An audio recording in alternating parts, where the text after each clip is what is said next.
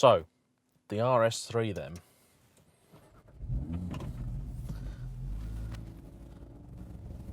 It's interesting for me when I get these cars over an extended period of time. The last two cars I've had like this were the Kia Soul EV, and before that, the Honda Civic Type R. Now with the Honda, one of its weaknesses I found only when it rained and I drove the car in the wet. This week we've been promised thunderstorms, and although I saw quite a large amount of pretty severe lightning yesterday, I haven't had a chance to experience this car in anything other than very dry, very warm conditions. That being said, I have this sneaking suspicion that the Quattro system would not let this car down. Now in this particular vehicle, the car is able to deliver up to 100% of the car's power to either end of the vehicle. That's much better than any of their competitors, really, at this price point. Now in truth, this car always feels dominated by that front end, but not in a bad way. In much the same way that one drives a 911 off the rear axle, so do you drive an RS3 off the front. Now it may have been the case in days gone by that the penalty for that was a front end which liked to wash wide unexpectedly and didn't give you confidence. Well, Audi have done a number of things with this generation of RS3 to prevent just that. And they've worked. At no point in time have I experienced understeer in this car, and trust me, I've gone looking. Now, this test car has been, I would say, sensibly kitted out. I did at the start of the week a nice big walk around showing you all the features, so I'm really not going to go over too much again here.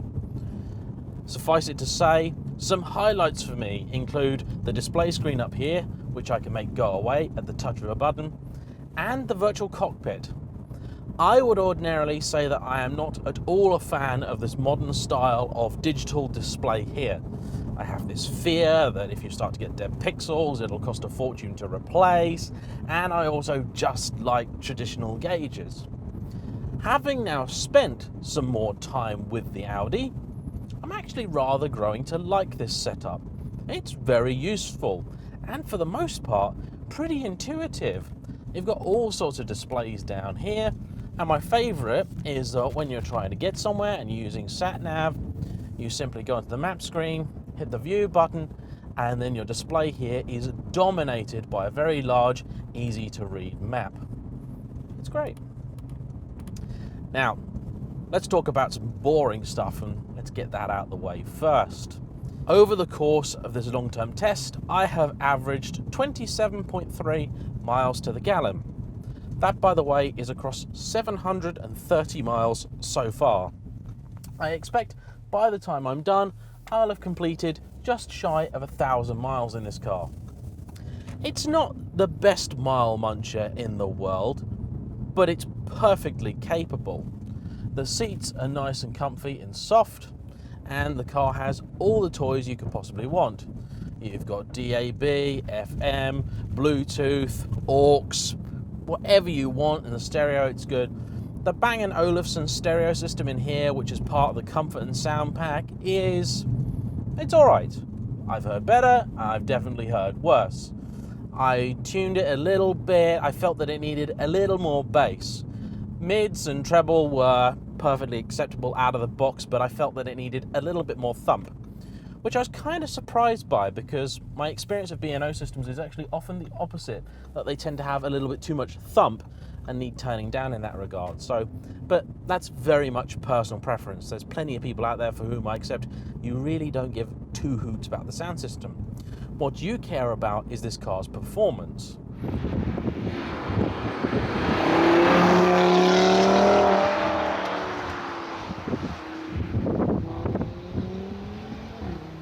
Now, it used to be the adage among, well, many people really, that if you wanted to go cross-country at frightening pace, whilst carrying the entire family and your luggage, you'd use an RS6. That was the default performance, all-weather, all-conditions, practical vehicle. Well, the RS3 has definitely inherited those genes. Point to point, I struggle to think of anything that's quicker. Put it this way, when I'm out and about driving in my Lotus, I get people ask me and say, oh, is it quick? And I say, yeah, it's all right, yeah, it's not too bad. When people ask the same question about this, I've been saying, yes, it's very fast, like rude, naughty fast. I mean, it's just sensational. I put some pictures up of the car when I received it on Instagram, so if you like the channel and you haven't started following me on there already, please do, because that's often the best place to discuss with me things that I'm filming, because by the time you see it on YouTube, this car will have already gone back. Now, one topic that came up and does require addressing is the steering. I've driven a number of VAG products and had very mixed results when it comes to the steering in cars. Now, steering for me is very important. I appreciate that may not be the case for everybody, but for me it is. Now, the steering in this car, your first response is always excellent. It does exactly what you tell it to do. It's very, very good. After that, though, is when things get a little bit muddier. The car doesn't give you the confirmation, the feedback that I would really, really like. That's what it's missing to turn it from a good to a great. At absolutely no point in time have I had any concerns about this car's ability to get round a corner or to do what I tell it. No way. I've had that in other cars, not this one. This one is absolutely, completely planted. But I'd probably like the weight in the steering to vary a little bit more. Now, I suspect this may have something to do with the mag-ride suspension the car has. This is part of the car's sport pack. Now, when I was looking at the Audi configurator, I think they've done a lot of work to try and make life a lot simpler for people ordering these cars, which is always a good thing. And rather than have the million different options that they used to, things are generally now included in a number of pretty sensible and really reasonably priced packs.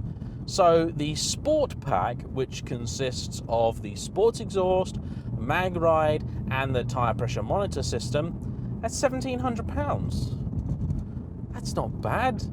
That's less than the sports exhaust alone for a lot of manufacturers. So I think that represents very, very good value. I mean, in terms of value, this is a £53,000 car. It's a lot. There's no two ways around it. That's a heck of a lot of money. And people would say, is it worth it? Well, it really depends what you want. Now, this week I have compared this car with a couple of used Audis, which of course were a lot cheaper. Now, the one thing I would say I would like to see in the RS in future is I'd like to see just a little more on the interior front, separating it from the regular cars. The virtual cockpit, of course, is great, but I'd like just something trim-wise. Just when I'm sat here, I just want a little bit of something to tell me that I'm in an RS. I don't know what that might be, if it may be a little bit more leather on here or something special just around these air vents, something to separate it from the S and the A3. And you're spending more than double the money of a cooking A3. You want a bit more, I think. I don't think that's unreasonable. This car has the Matrix LED headlights. Again, a very reasonable option at £895. They're magic. No two ways to describe it. They are absolutely mesmerizing. When you're driving at night, they're brilliant, bright, clear. And when you get oncoming traffic, they cut a hole in the light. So rather than dipping your entire high beam, the traffic simply slips through this little bit of darkness. Now, the system isn't totally perfect, but then what is? But I'd say about 95 times out of 100, it works just fantastically. And we're now on a road which is definitely hot hatch territory. And this is an odd car, the RS3, really. You see, compared to its main rivals from Germany, and I've already done a video talking about those, This one you can of course choose to have either in this Sportback or Saloon, guys. I like the Saloon. I love the colour on this car. I was very pleased when it turned up and was not Nardo grey. I like the Saloon, and I also like the green colour that they now do. I think it might be called Sonoma Green or something. I know they do it on the larger cars as well, and I have seen it on a few 3s. It just eats roads like this alive. It's quite incredible. Now, you may have noticed at the present time that I am not doing my own shifting. And that brings me on to what I think might be the most controversial part of this review.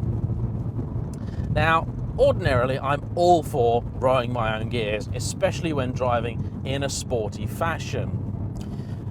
The truth is that when the weather is like this, I love to drive along with the window down. I mean, aircon is great, and the aircon in this car works brilliantly. It's absolutely fantastic. I mean, honestly, generally, the build quality of this car is everything you'd expect from a premium German marque.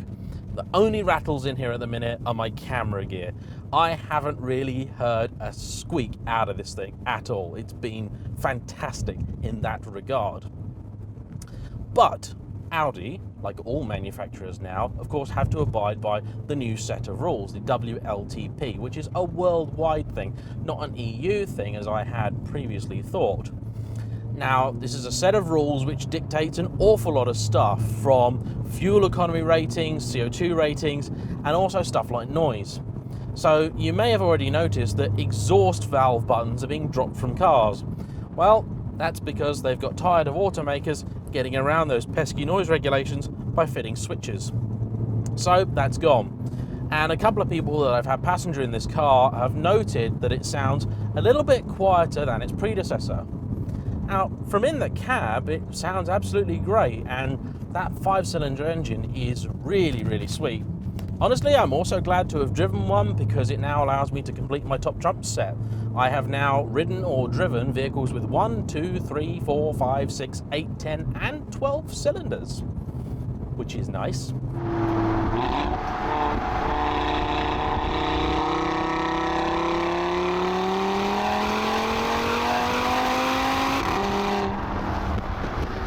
Now, the engine is awesome, and there is definitely some noise being piped into the cabin via one method or another. That doesn't bother me at all. It's a noise that's really generated by the car, and it's a very, very pleasant one indeed. But with the windows down, I can't hear the car. And when I can't hear it, I don't know when to shift gear. And so, for the most part, I've actually just been driving the car when I want to drive briskly in sports mode. And then when I want to drive sensibly, putting it into drive. Because, to be honest, 9 times out of 10, the car does the right thing anyway. I know that might sound like the most hideously defeatist thing for a petrol head to say, but honestly, that's the truth. It's very good at doing it itself. Now, this car's obviously been programmed so that when you're not pushing hard, the gear shift is smoother rather than fast. My personal preference is that if you have a car set to sport mode, that the gear shift should always be fast, if even at the cost of a little bit of finesse. Now, I've been driving this car in individual mode. You've got a large number of settings, but I've set all of them to dynamic, with the exception of the suspension, which I have set to comfort. I've found with this, like most German and some Japanese saloons now, and a few sports cars, that they're really designed for either European or Japanese roads. The quality of road here is very, very poor at best, and even in its comfort setting, this is a very firm riding car. Now, it's not crashy, it's still an acceptable ride, but I personally would have a slightly different tune of suspension. For me, what these guys class as comfort, I would consider the sport mode. I also can't help but wonder if that constantly adapting suspension is perhaps one of the reasons that the steering doesn't have that ultimate feel that I've experienced in the S3 and the Golf R when I've driven the cars that are not equipped with variable dampers. Now, that may just be coincidence, but I've found those cars perhaps give you a little bit more feedback through the wheel. I haven't driven an RS3 without the mag ride to say whether that's the case with this car as well. What I can tell you is that the actual steering wheel itself is absolutely delightful. It's very, very close to the unit used in the R8, although it's not actually the same. It's a good size, it's padded just right. Now, I'd prefer it to not have any Alcantara on it at all, but I'm reasonably sure that Audi can do that for you. In fact, one of the conversations that I had with Audi before I got this car was one of my bugbears with their configurator has always been the fact that you're limited to certain combinations of seat and trim and stitching and so on. It turns out they actually do have a department that will do essentially anything you like, much like many other manufacturers do. So if you are considering ordering one of these, I'd really recommend speaking to your dealer and talking about, I think it's called the Audi exclusive program, and seeing if you maybe do something just to raise the interior a little bit, just to do something a little bit different, a little bit funky. I'm sure you can change stitching and do other things like that, and that would be quite nice to see, I think, because it would really help raise this car, take it to the next level. I mean, that's something you've always got to be wary of when you're looking at German vehicles, is they are very clearly structured. You know, if you sit in a 4, even if it's, say, just a nicely spec'd A4, there will be elements about it which are a little bit better than this, because this is still a 3. And that's kind of fine. To be fair to this car, compared to its rivals from Mercedes and even Volkswagen, this is a much, much nicer place to be. And this is a serious performance car. Truly, this blurs the line between what would be considered a hot hatch and a super saloon. It can, of course, spec it in the saloon guise, and with 400 horsepower all-wheel drive on tap, it's an incredible performer. Add that all-season, all-weather capability from the Quattro system, and this is a serious thing. When I did the test with Darren's RS4 a couple of days ago, on paper you'd think that they would be similar. They're not even close. This thing obliterates the older car. Down a country lane, I can scarcely think of anything that could keep up with this. It's just incredible.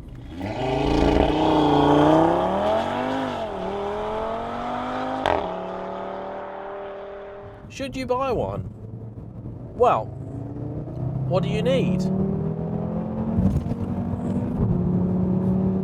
That engine really does dominate proceedings, and it does have turbo lag, more than I expected it to. However, it also has a lot more character. Compared with the RS4, I think it's actually the more enjoyable engine, even if it's not the more capable. And it's just... I'm just really starting to enjoy driving it. It's got so much talent, but it's not a cold car, I would say. It'd be very easy to say that about nearly any sort of German super hatch. And this really is not a hot hatch. This is a hyper hatch. And of all of those currently on sale, I do think this is the best. I really do. BMW are coming out soon with the M2 competition, but again, that's only available in saloon form, which may not be what you want. It's also quite expensive. And I'm really not a big fan of the M4 engine. I actually preferred the M2's engine as it was before. Didn't have the outright power or pace of this, but... And the truth is that when you're talking about these kind of power figures, 400 horsepower and these types of cars, that all-wheel drive system really is essential in getting this power to the road. So there you go. I hope you've enjoyed my week with the RS3. Please let me know what else you'd like me to see. I'm hoping that Audi might let me have another car. If you'd like to see me review anything from Audi, what would it be? They got a lot of cool stuff. There's the RS4, 5, 6. I quite like the look of the new A7 and A8. The interior mainly, because it's pretty awesome. And obviously there's the R8 as well. So thanks again for watching. Please like, comment below, hit that subscribe button if you haven't already, and I'll see you for the next one. Bye-bye.